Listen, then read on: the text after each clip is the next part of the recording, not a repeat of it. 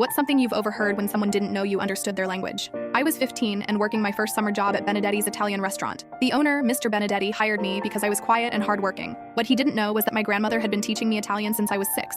She'd whisper stories about the old country while braiding my hair, making me promise to keep our language alive. The restaurant was struggling. I could see it in the empty tables during lunch rush, the way Mr. Benedetti counted the register twice every night. But I needed the job. Mom was working double shifts at the hospital, and every dollar helped. 2 months in, 3 men in expensive suits walked in during my shift. They sat at table 7, ordered nothing but coffee, and waited until the dining room emptied. That's when they started talking. In rapid Italian, they discussed buying the restaurant for half its worth. They knew about Mr. Benedetti's mounting debts, his sick wife's medical bills. They planned to wait until he was desperate enough to accept any offer, then turn the space into a chain pizza place. The old fool will have no choice, one laughed. We'll make the offer next week. He'll be grateful. I kept wiping tables, invisible to them. They talked about bribing the health inspector to find violations, about spreading rumors that would drive away his remaining customers. They had it all planned out. Mr. Benedetti emerged from the kitchen, flour in his gray hair, hope in his eyes as he approached their table. "Gentlemen, thank you for coming. You said you might be interested in partnership? We need more time to consider," the leader said in broken English, all smiles and handshakes. "Very beautiful restaurant. We call you soon." After they left, I found Mr. Benedetti in his office, staring at bills spread across his desk. Photos of his grandchildren lined the walls. 40 years of building this place, and vultures were circling. I knocked softly. "Yes, Francesca?"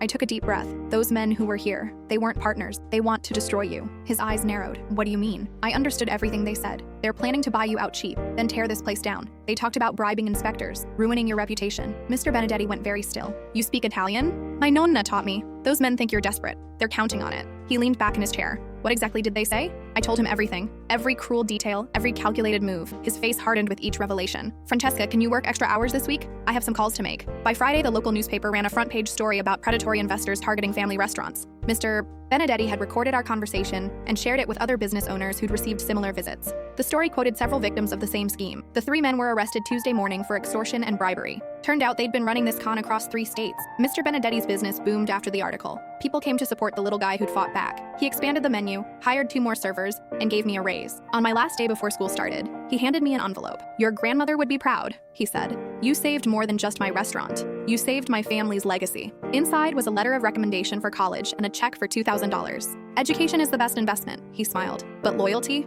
That's priceless." I kept that job through high school. Mr. Benedetti taught me to cook, and I taught his grandchildren English. Some bonds are forged in crisis and last forever. Sometimes the most important conversations happen when people think no one's listening.